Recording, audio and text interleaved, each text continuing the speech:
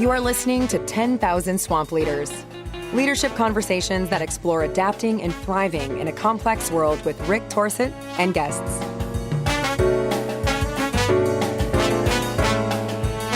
Hi, everybody. This is Rick Torsett, and this is 10,000 Swamp Leaders. This is the podcast where we have conversations with people who've made a decision professionally and personally to raise their hand and get involved in some kind of projects and work that matters to them, that they think the world needs to be involved with. Today is a great opportunity to experience that. I have the good fortune to have two guests on today, Tracey Camilleri and Samatha Rockey, who are the co-founders and directors of Thompson Harrison, which is a consultancy in the UK. And they're going to talk a little bit about that at their leisure here. And they have this really sweet book out that's just come out. It's called The Social Brain, The Psychology of Successful Groups. I read the book and I thought I had a bunch of questions, and I thought, why not get these two women on the deal and see if they can help me understand better? And if they can help me understand better, you'll definitely understand better. So first of all, Tracey, Sam, welcome to the podcast. I'm going to give you a chance to tell people what you think you want them to know about you, and then we'll roll into the questions. So Tracey, why don't you go first? What do you want them to know about you? Thanks so much, Rick. It's a real pleasure to be here. And yes, and to give us the opportunity to talk a little bit about our book. Nice of you to say it's a sweet book.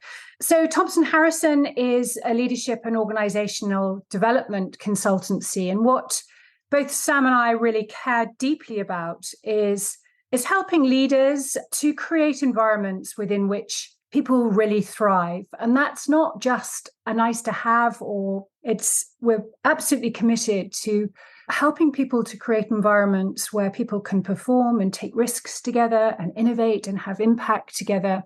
We are optimists. We believe that you can have your cake and eat it, that you can be human, that you can enjoy work, and it also can be generative and productive.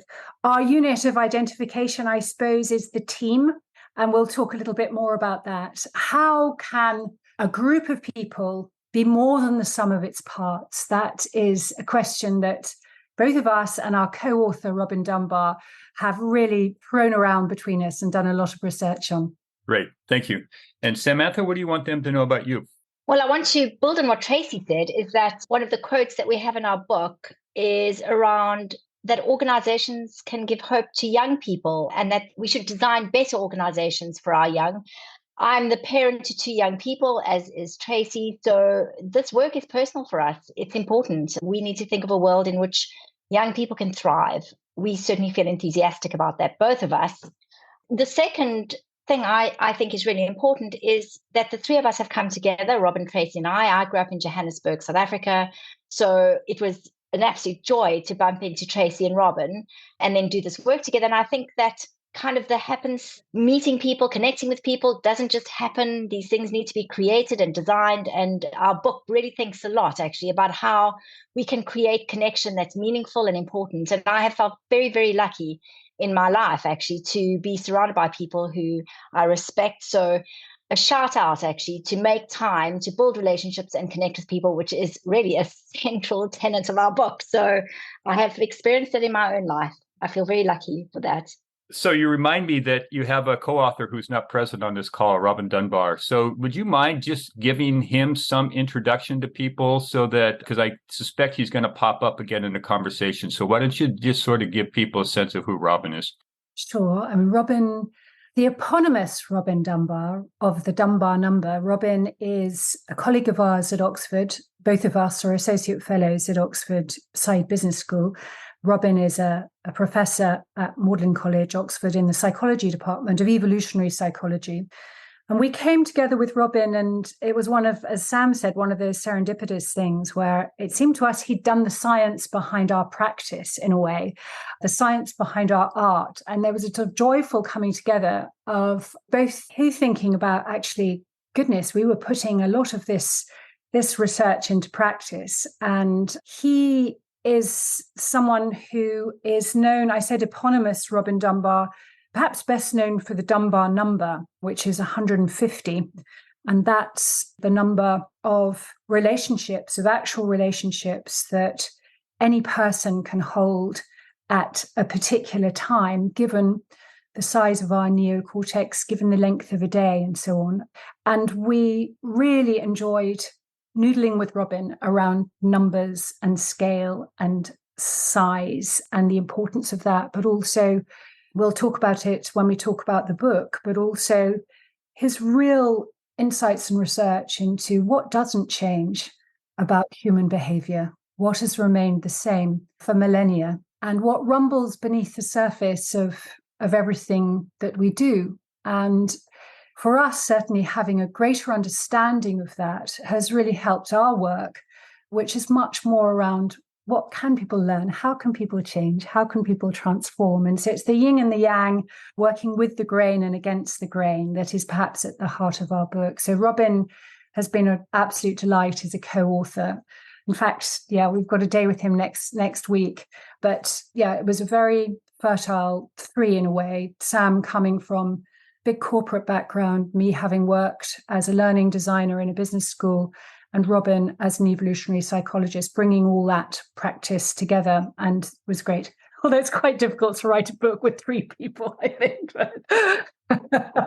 You made some sweet music here, so let's get into a little bit. So the first thing I want to ask you is, as you've articulated, you all have day jobs. Writing a book is its own piece of work. And so what provoked you to decide you needed to write a book on this topic? What was it you're seeing and experiencing that said, we need to carve out time and address this? Sam, why don't you go first? Yeah, sure. I think in a way it is the work that we do, which is really thinking about how groups come together, how to optimize group performance, how to think about behavior. So it felt very connected to all of our work, actually, and what we do on a daily basis. We also carved out time to interview the most wonderful array of people who lead organizations, from organizations across the world, actually. So it really contributed to our own thinking about our own practice. And as Tracey said, it was such a joyful coming together of the three of us that in a way, it didn't really feel like work in the traditional sense. It felt like really interesting conversations, which then required us to do some serious thinking about what are the key aspects of the conversation that would be helpful, and then coming together to really expand that thinking. It was an incredibly generative process, I think, because of that. And in a way, I think the magic came from having three different perspectives. So it was work, but joyfully, not in a very hardcore kind of way, in an enjoyable way, actually. Okay, cool. Tracey, anything you want to add to that process before we get into the details? I think there was a particular moment for us. I mean, we'd started Thompson Harrison, and there was a sort of feeling that we needed to gather together what we really believed in, why were we doing this? What had we learned? And so there was a sort of synthetic bringing together of ideas. I think it also happened at a time when we were all flung apart by the pandemic. And as Sam said, we had the great good fortune to interview lots and lots of people, most of them virtually, but there was a sense of, a lack of that human connection during the pandemic that actually writing this book sort of mitigated in a way. And then we would have our kind of days down in Oxford in Robin's ramshackle, he wouldn't mind us saying this, room in Magdalen. And we laughed a lot doing it. And there were times when we agreeably disagreed and threw things around. And there was a vibrant feeling of us all working things out and working things from science through to practice. And we enjoyed that. It was enlivening, I think, intellectually for us. And it's been helpful in us bringing together what we believe in and what we continue to think about and be curious about. Okay. So let's start. What is the social brain? What is the social brain? Now, it's a concept that was not one I had until I picked up the book. So what is the social brain? So Tracey, you go first, and then Sam, you jump in whenever you like here. The social brain, we agonized over the title of this, but the social brain actually is a phrase originally coined by Robin. And what it describes both the gifts and the constraints of the human brain, and all the limits of it. And I've mentioned a couple of those. One is the size of our neocortex and the fact that relationship, what we're doing now, the relationship between people, is heavy cognitive work. It's not like we can have thousands and thousands of relationships. I think everyone will be feeling, December, that sort of sense of exhaustion. And people often say, doing the tasks, even complex tasks, that's the easy stuff. The people stuff is hard. It takes a lot of us to do it. And so that sense of the limit of our brain size, the limit of the length of a day, we don't have enough time to know everybody. I think also our need as human beings to be part of small groups. We need and always have, and Robin would say always will, need to be known and to know. And that sort of sense that some of us feel like we're part of these huge organisms or whatever that we have no control over, where we feel lost. And I think both Sam and I are interested in, the rise in sort of a sense of free riding. There's a lot of language around this sort of social loafing, quiet quitting, because people don't feel like they are known or noticed as individuals. So there's that. And then the fourth thing is the hormonal effect that we have on one another. When we come together, eat together, laugh together, dance together, sing together, share experiences, we create social endorphins that are the foundation and the basis of trust and discretionary effort.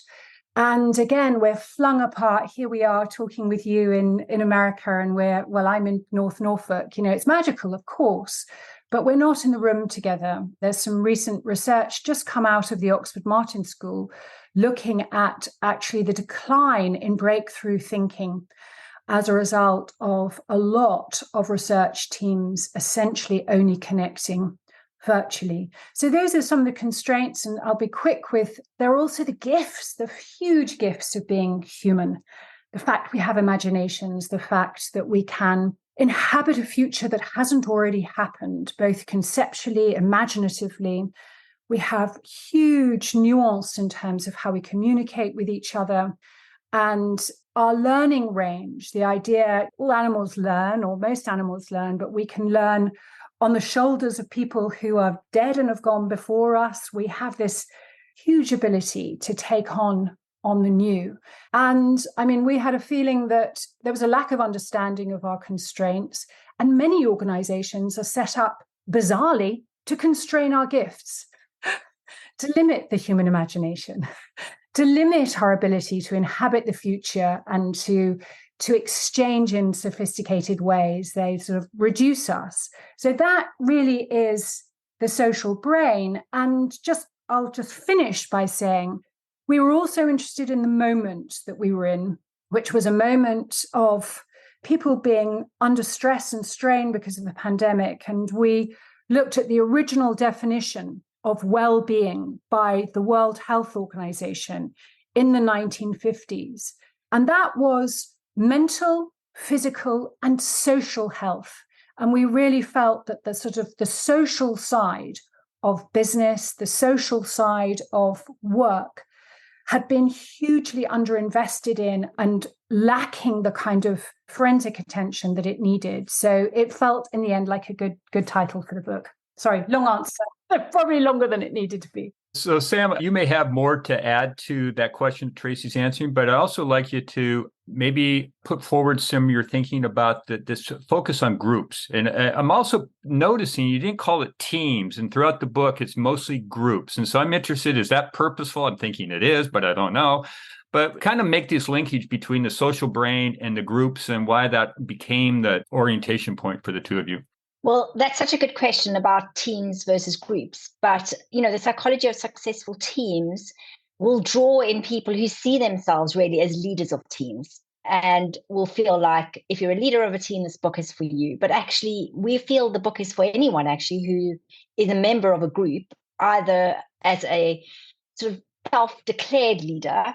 So somebody who might, for example, lead a choir, somebody who might lead the kind of library group that talks about a book every Wednesday, which happens at the library, at my local library, for example. They wouldn't necessarily relate to themselves as a team leader or as being, leading up a team. So I think group for us feels kind of expansive, and it feels like everyone is part of a group, whether it's a friendship group, whether it's a group in your local community. So it felt a much more a more important word, actually.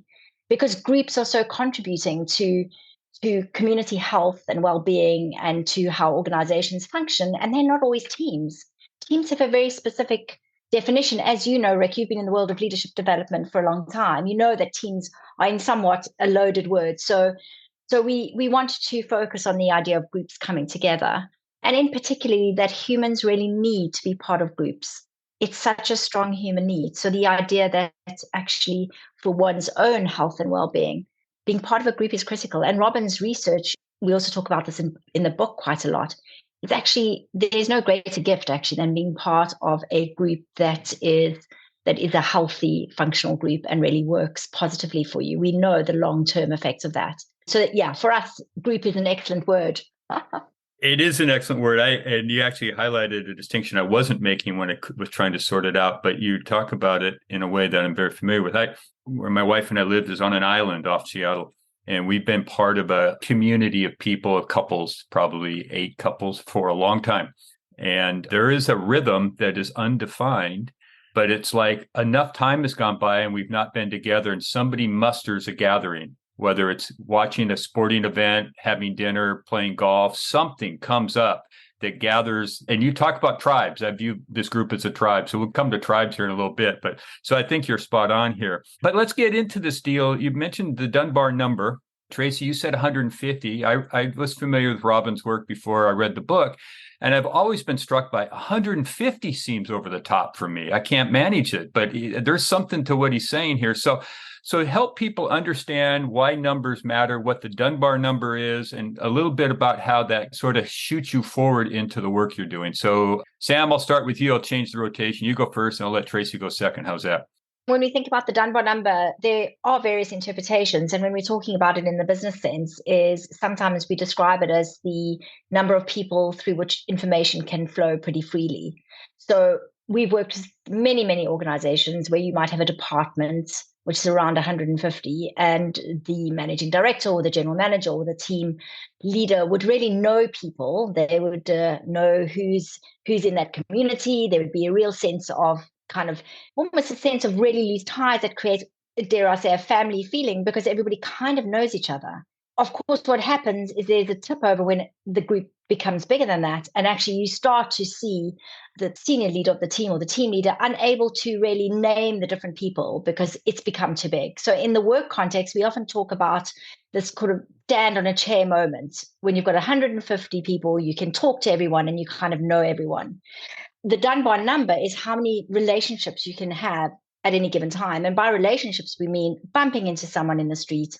You know a little bit enough about them in the sense that they might invite you to their wedding, what's going on in their children's lives. You have a sense that their dog recently, they just bought a puppy and it's kind of driving them nuts or whatever it is. So you have a kind of sense of relational connection. But this doesn't mean that every single person in the world has 150 kind of really good. It just means we have the capacity to have 150 relationships. But more than that starts to become a struggle. And Tracey and I have had so many conversations with people in business where sometimes you have to swap people out. If you really, people moving from team to team, we just don't have enough time in our day, and the size of our neocortex just doesn't allow us to have meaningful relationships with endless numbers of people. And I think, so that's not the purest definition of the Dunbar number, but that gives a sense of how we might apply it when we're working in organizations or we're trying to share with people the relevance of it as a number. Tracey, I'm sure you've got something to add. Well, I was just going to say, it's once you know that number, it comes up again and again and again. My daughter's getting married next year, and Robin always says, well, it's the most frequent number of guests on a wedding invitation list. And I'm just hoping we don't actually quite get to 150, but we seem to be getting pretty much there, But, whether it's congregations in a church, whether it's military units, it comes up again and again and again. And there's a fracture point, it seems. As Sam said, that some people call it the stand on the chair number, W.L. Gore, who originally, when he set up making Gore-Tex, every 150, he started a new plant with a new everything, new financial controller, new everything, feeling that he wanted work to be relational. And the minute it got beyond that, actually, we interview someone from W.L. Gore in the book, where she talks about how this has evolved, but it's still very much at the heart of their philosophy around people. And he also said, we read an interview with him, quite interestingly, he said, and he absolutely recognizes as the moment where we becomes us and them. And we have become interested in the leadership implications of that, because you get beyond 150, and Sam talked about the way information moves around a group, which is also very interesting. We talk about that in our book, but where the leadership takes on a symbolic element beyond 150, and people don't really know you as a leader, and they project onto you their hopes and their fears. And getting your head around that as a leader is really important. But also wanted to say we don't only look at 150. I mean, we became very, very interested in numbers and optimum size of team. And so we sort of think there's a Dunbar graph in there, and it's as if you've sort of thrown a stone into a pond, and the sort of ripples of your relationships go out from there. And we spend about 40% of our social time with 5 people, and then about 60% with 15 people. And the 15 is very interesting to us. I mean, of course, Robin's talking about it in a personal way, but if you map it into work, those 15 that include the 5 are not static. As Sam says, you need to swap people in and out at times, depending upon, if you're working in a project-based environment or the context changes. And that's hard work to do. And the leadership change at 5, you don't need a leader. We have this ability to mentalize, which is to hold the mind state of others in our own minds, to hold their motivations as well. And that really is tough work. Women are better at it than men, I hate to say, Rick, but they are. I believe you. But much beyond 5, it's exhausting to think not only what does Sam think and what does Rick think, and why does Sam think this and why does Rick think this, and 3 others, that you start to then have to have a leader so that you can say, okay, let's pool our thoughts.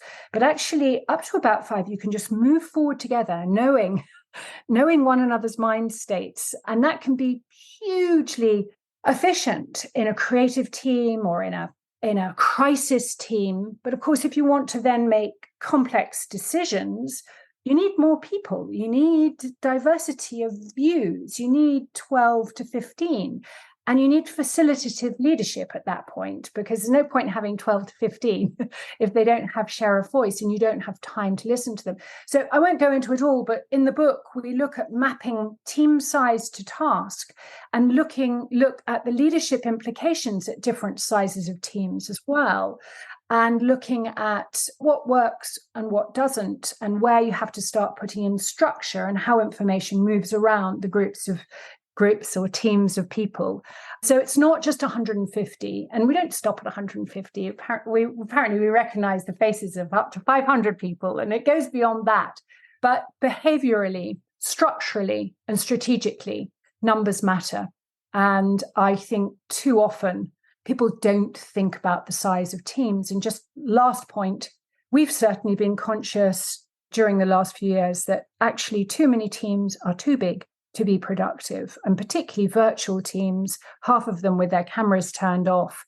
They're just sort of, stones of gathered moss over time, and actually really thinking about who needs to be here and what's the point of us being in this meeting together, and what's the right size, I think is part of leadership. And we talk about that very much in the book.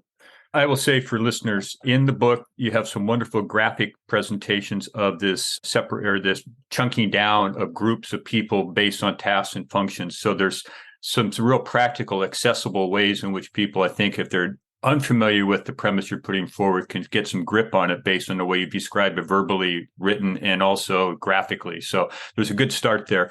But I want to go to another couple places in the book that really jumped out for me. I've operated off an assumption that relationships are primary and everything else is derivative. I learned that as a kid. I learned that growing up with coaches and teachers and stuff. You have 2 chapters that kind of are dance partners in my mind, bonding and belonging. And so, Sam, can you help? It strikes me that if we're at 150, if we're at 75, or if we're at 10, there's still work to be done for keeping these people, or what you call tribes, bonded and connected so that they're able to do work and actually enjoy life, etc. So give people a vibe for the importance of bonding and the importance of belonging. Be ready, Tracey. You're going to come back in here with the backside of this. Rick, I don't know if this is the right vibe, but I love this phrase that one of our colleagues shared with us when describing the idea of bonding, is that connection, which is another way of describing bonding really, is free energy.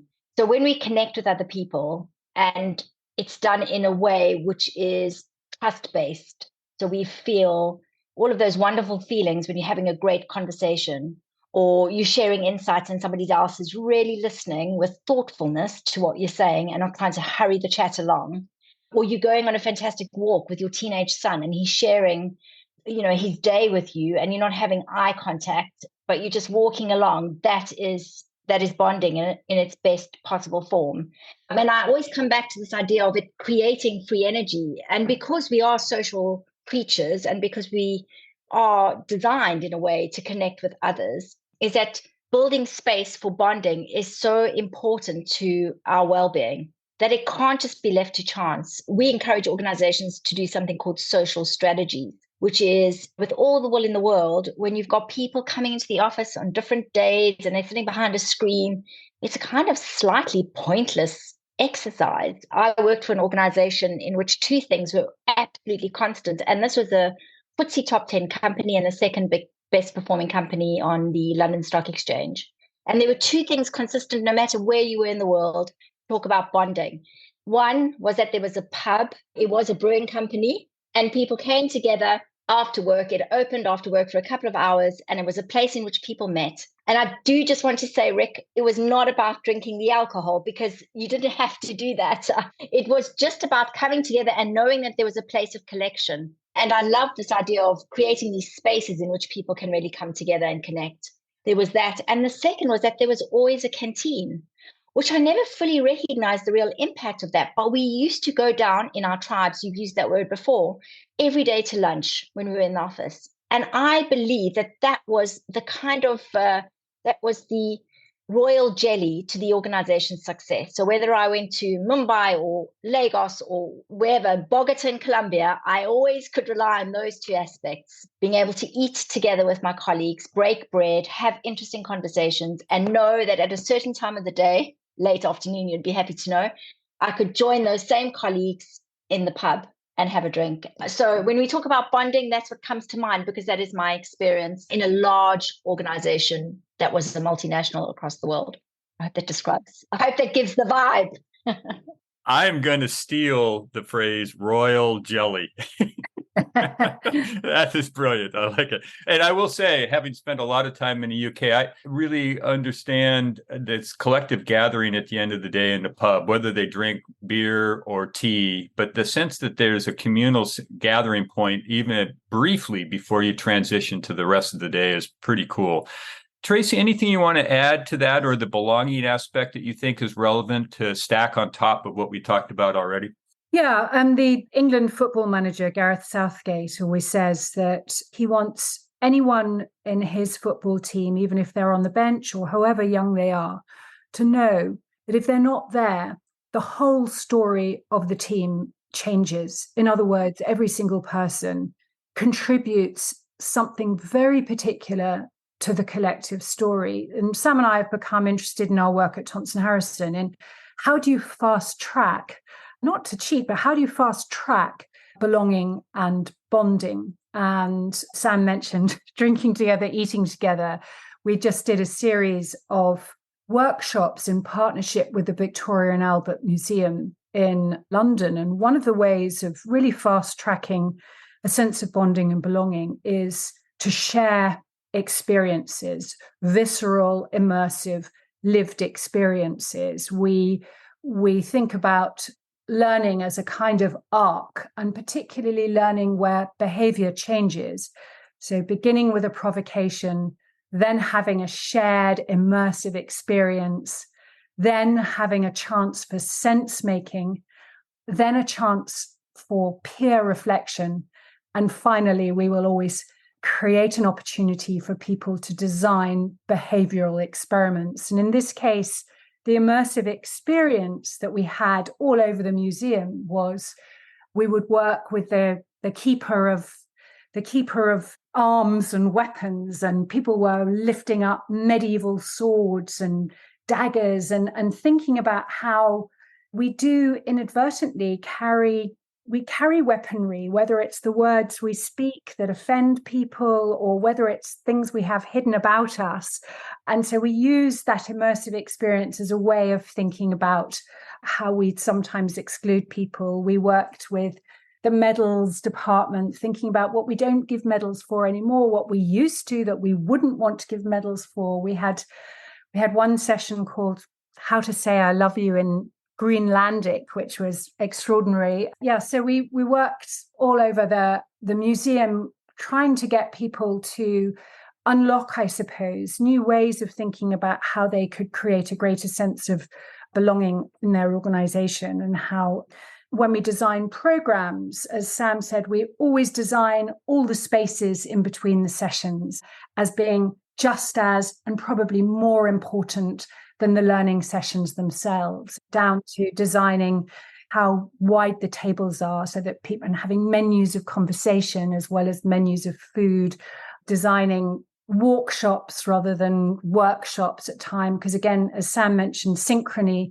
hugely important, walking together in terms of creating bonding and a sense of the tribe, as you said. We will have rituals, and both of us work at Oxford, which is sort of a wonderful place for rituals and traditions. And we've taken a lot from working for many years in that environment as well. Sam, anything you want to add to that? Yes, I did want to add something, is that sometimes when we describe bonding and belonging, it can feel like it's a lot of work, but actually it's deeply efficient, because doing these pieces as Tracey described and the bonding, synchrony work is incredibly efficient and time-saving.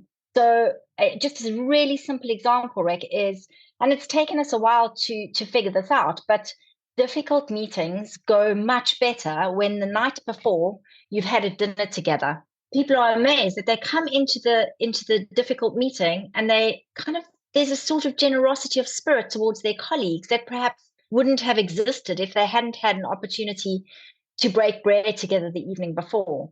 And rather than doing that at the end of a long, difficult day where your frustrations have built up. I mean, these are small but rather magical interventions, and we know they work. We have experienced the efficiency of these approaches in our years and years and years of working in organization in difficult, transformative moments. So these are small hacks, life hacks. Life hacks.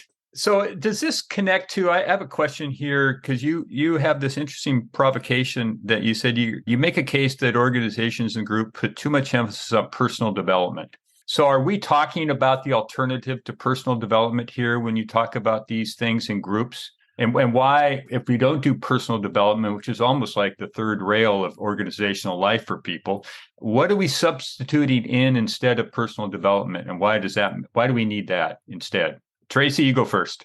Well, I think it's a great question. I think personal development is important, but it's not everything. And again, what we make an argument for is that there's been a lack of focusing on the group. And I think all of us know of people who've done incredibly, incredibly well, been promoted out of their group and really, really failed. And, no leader is complete. No one is complete. You're often in a beautifully functioning group. You complete one another. You fill in the gaps for one another. It's like home, sort of a breakfast with a family. It's a beautiful dance, where you're doing things and without even thinking about it. And I think that too rarely do we think about groups and how we could help and develop a group in a way that could have an effect and an efficiency, Sam's word, that's much more than the developing the individuals within that group. I would say you need to do both, but I would say that the group side of things has been hugely overlooked. And, I think there is a trend now to, perhaps sharing chief executiveships or having top teams that are much more deliberate about how they're splitting their their roles. And the old idea of leader is hero, sitting at the top of the deck and looking out and saying, "Avant, grow forth, all of you." I mean, that is less and less the case. But I still think we do have an idea somehow in the back of our minds that leaders should have all the answers, that they should be complete, that they should know. And that's where, again, that the unit of identification that we're really, really interested in is the group. And how can we work alongside them as leadership professionals? How can we really help them? Because if you do, you get, as Sam said, that free energy that comes from the group being more than the sum of its parts. And that is when a group really sings and really, really can have impact. And when it's so exciting, you can have an exhausting day at work and emerge from it actually refreshed because it's been so enlivening to be part of that group. So I think that's what we're trying to say in the book, is that somehow we are obsessed with the individual. We are obsessed with the hero or the heroine. Wish we were a bit more obsessed with the heroine, but mainly the hero. And we have not found a way really to build the group, I think. And we're constantly dismantling groups, constantly chopping the head off, constantly chucking people into other groups and thinking it doesn't matter, not doing proper beginnings, not doing proper endings, not doing that kind of social stuff that Sam's talked about, where we really create a foundation for all the difficult stuff that does happen in groups. We disagree with each other, we compete with each other, or, all those sorts of things. But without those foundations, those things can become toxic. With those foundations, they can become hugely generative. No, I completely agree. What was fascinating actually in our research is that bringing people together really quickly to work on a project, building cross-functional teams, for example, we've seen some of the consulting firms do this, or the professional services firms do this brilliantly. But the underlying foundation always is that there's a series of small rituals that take place so that people come into the team really quickly, and it may be a completely new team, but there's small rituals at play. They're kind of ways and principles of working together. So it can be very effective. This doesn't need to be a long story. You don't need to be with the same team forever, but there has to be something that builds a sense of cohesion at speed. So I think, as Tracey said, we're certainly not arguing against personal development, but we're just saying, let's get the balance right. And I think there has been an over-indexing on potential and seeing potential as an individual gift rather than the gift that the team has given a particular individual. Yeah, that's a good distinction. All right, so I have a question that I'm going to ask you. It may seem a little beyond your scope, but I read your book and I thought, man, given the conditions, I think these two could do something useful. So I'm going to ask them the question. When you look around right now, the hotspots, Ukraine, Gaza, climate change, all the things in my country, with elections coming, how do you think the work that you've done and the learnings you've had around the social brains and groups and belongings, how could that be brought to bear and maybe reduce some of the tension in some of these kinds of dynamics? Now, I'm not expecting you to solve Ukraine or Gaza or any of those things, but you've done good work here, and this stuff's going on in groups of people. How could this work help in a heated environment, do you think, so that they could take the temperature down and perhaps begin to make progress? What would you do as consultants and interventionists to help these people? So I'll give you a second to think. Sam, I'm going to ask you to go first. Tracey, you get lucky here. Solve the problems of the world. Thank you, Rick. That's all I'm asking, man. Take a shot. I suppose I'd begin by saying that what our book has hoped to do is raise a consciousness about both the traps that we fall into as humans, all of us, every single person, homophily, which we talk about in our book, which are the 7 pillars of friendship, our need to connect with people who are similar to us. I mean, in a sense, once again, it's a fallback on sort of efficiency. It's much easier to find an instant point of connection if you share the same music, taste, or worldview. So raising the consciousness of what our almost default human kind of behavior is, and recognizing that is present whenever we are in relationship with anybody else. Otherwise, we would not be complicated as human beings. And it's astonishing how little people really understand their motivations and what's going on in a group context. And we've certainly spoken to some fantastic people, including someone called Professor Paul Gilbert, who wrote something called The Compassionate Brain. How can we practice compassion, both for ourselves and others?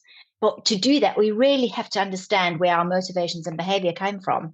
So I would say I can't put out any definitive problem-solving options, Rick, I'm afraid. But what I would say is raising consciousness and really understanding what's going on for me as a human and the traps that I could potentially fall into, as much as we don't have to, we can be, Stephen Pinker, I think termed the phrase, the better angels of our being, if I've got that right. I mean, the wonderful gifts that we have, how do we channel into those gifts, but at the same time acknowledge that we are also human?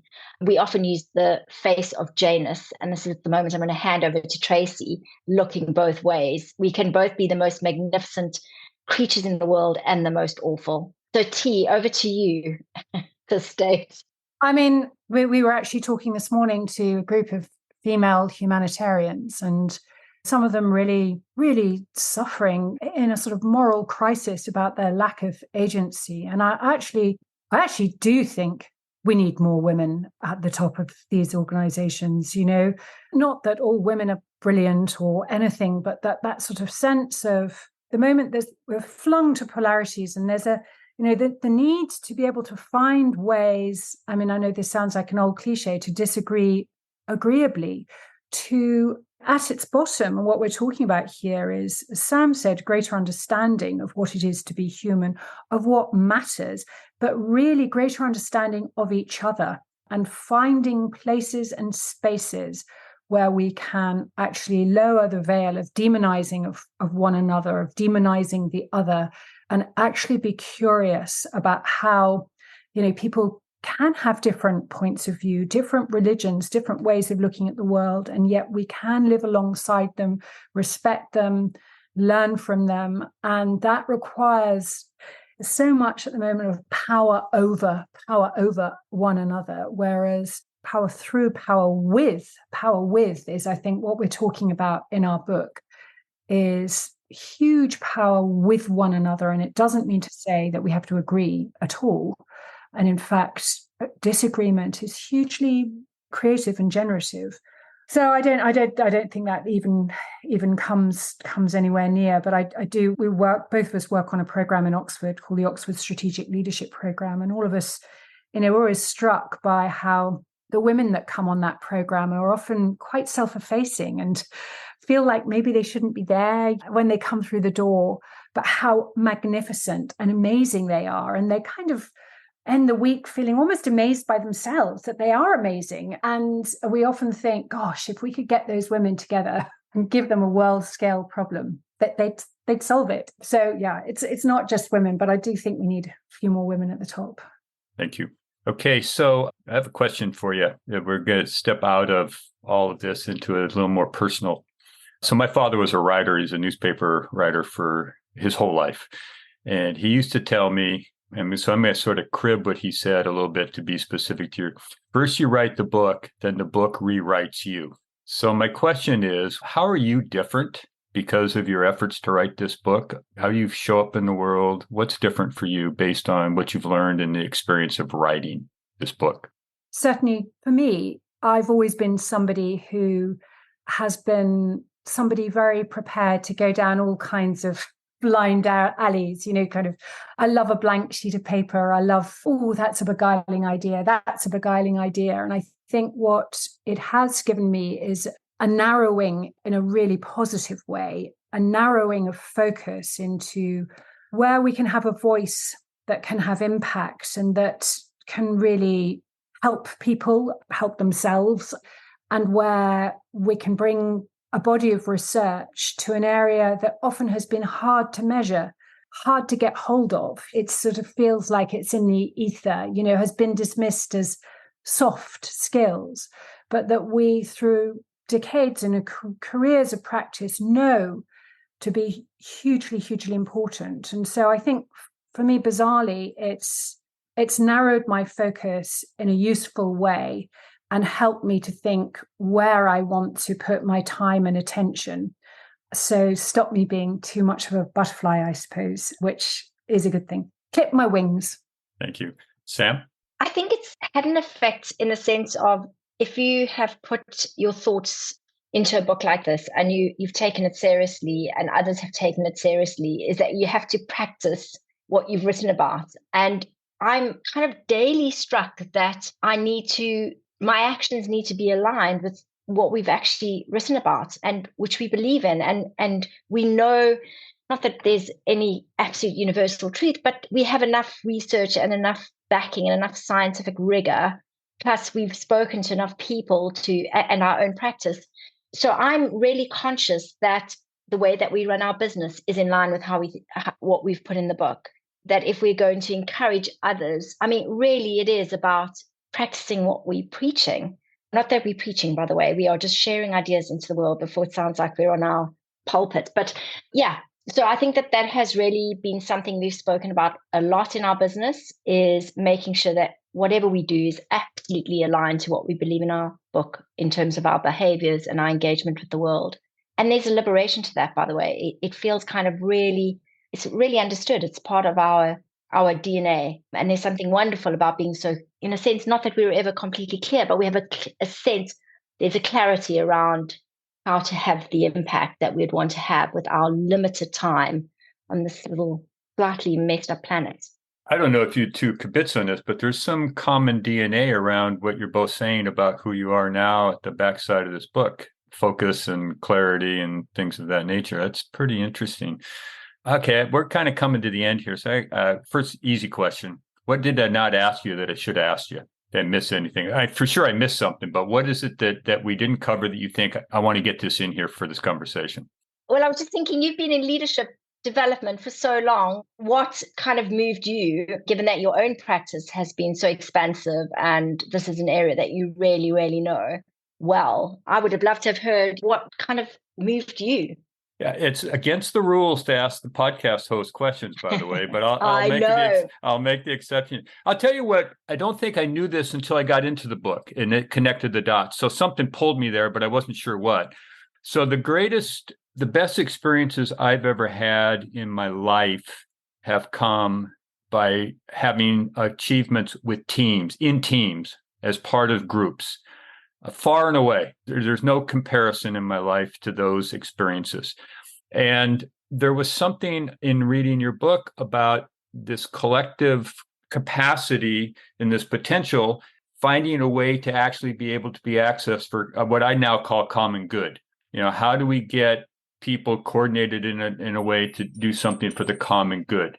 And so because like you're saying, I've spent a lot of time, unfortunately, I did a lot of coaching. So coaching's one-on-one. So that's pretty narcissistic time spent on the individual, if you will. You got to really work as a coach to get the group into the conversation with the individual. It's not easy. And so I think your book is sort of starting to bang on my point of view and philosophy about how I engage in the world in a more deliberate fashion. So thanks for making my life a hassle, but it's a good hassle, Tracey. Yes, I mean, it perhaps would have been nice to talk about our model, our Thrive model in the book, which has as its base the sort of 6 elements that we see as being the foundations for an environment for thriving. But just to take your last point about the best experiences having been in teams, and also how do we use this for social good in some ways. Right at the end of the book, we interviewed the great historian Theodore Zeldin, who wrote An Intimate History of the French People. And he said, well, what's the point of business? Surely it's to create environments within which the next generation can thrive and can grow.